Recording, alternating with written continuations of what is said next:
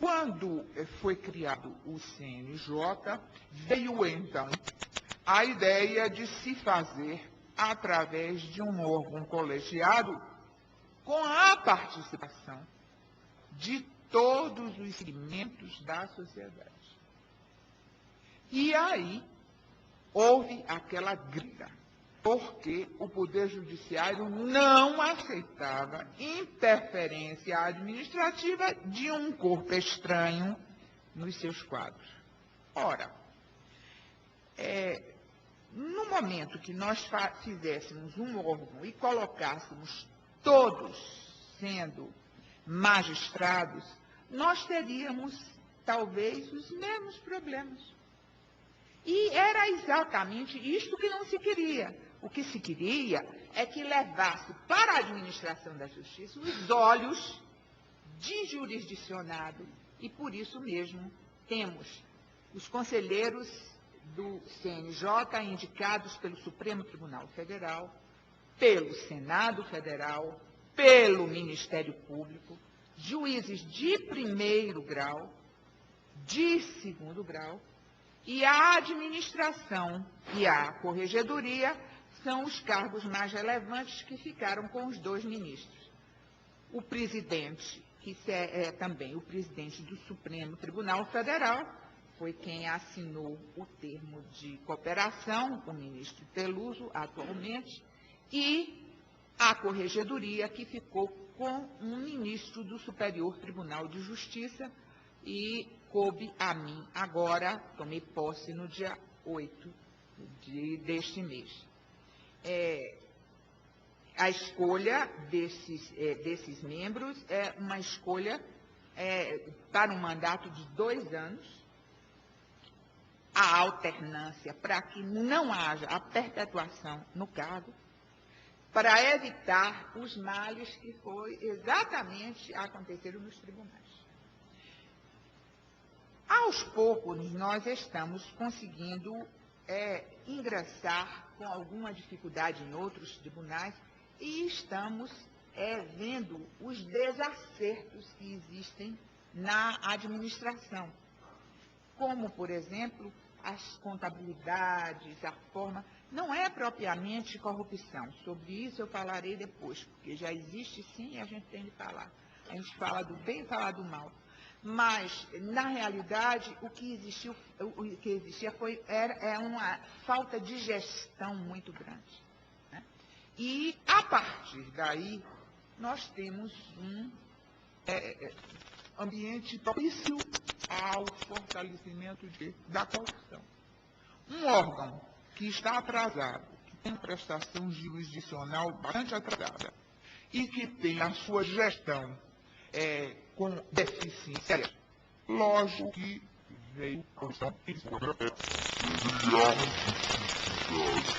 obter facilidades, mas, lamentavelmente, nós hoje temos gravíssimos problemas de corrupção dentro da justiça e dos tribunais. Isso aí é inegável e isso cabe efetivamente à corregedoria resolver. Meu antecessor fez um trabalho de profilaxia muito bom, afastou muitos desembargadores, coisa que não se ouvia falar, né? Isso foi, assim, uma quebra de paradigmas, né? Cabe a mim dar continuidade a esse trabalho. Como a profilaxia foi feita em uma situação quase que emergencial, nos casos mais graves, dando seguimento, o mesmo seguimento que deu o meu antecessor, que é uma outra regra que nós não obedecemos. Cada um que chegava queria personalizar a sua administração. Então, deixamos para fazer a sua própria administração, o que nós todos sabemos é deletério. Nenhuma instituição pode personalizar desta forma como os prefeitos do interior fazem, né? Mas nós temos outro viés, porque o prefeito se renova de 4 em 4 anos, mas nós nos perpetuamos e não estamos sujeitos ao voto popular. De forma que nós não temos que agradar a vida, nem temos de agradar aos eleitores. Né? Nosso problema é agradar a instituição. Daí eu dei seguimento a toda a sequência de projetos do meu antecessor, para somente em um segundo momento eu me debruçar sobre os problemas de desvio de conduta, né? E que são muitos, e se a gente não estabelecer uma diretiva, tende a piorar. Em rápidas palavras, eu posso dizer aos senhores que a criação do CNJ tem surtido um resultado animador para acelerar este processo de renovação do Poder Judiciário. E tem repercutido muito bem na sociedade as diversas providências tomadas com o CNJ. Como nós fazemos isso? Através de programas que tentam alavancar certos e determinados segmentos que pertenciam ao Poder Judiciário e que estavam defasados da realidade. Todos os controles do Poder Judiciário estão frouxos, estão sem rumo, porque nós fomos deixando que isso acontecesse. Darei exemplos para que os senhores possam avaliar. Temos, por exemplo, os cartórios de registros imobiliários, os tabelionatos, onde são lavradas escrituras e atos públicos, etc. Estes cartorários têm uma origem ainda da época feudal, onde os cargos públicos eram exercidos por pessoas contempladas pelo rei, que convidava e oferecia o cargo público para ser ocupada por seus amigos. E por que isso? Porque estes cartórios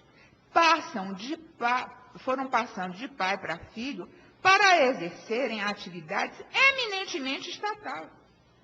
Como é que eu posso entender que haja uma empresa, porque é uma empresa privada, para fazer o registro de nascimento dos cidadãos brasileiros? Isso não existe. Como eu entendo que possa haver um oficial de registro que não é servidor público, é apenas equiparado, ele tem uma atividade particular para fazer o registro imobiliário? Esta situação dos registradores foram sendo modernizadas porque, depois de passar de pai para filho, começou a haver concurso público que eles mesmos faziam. E se eles mesmos faziam, o que é que acontecia? Eles faziam registro entre os seus apaniguados.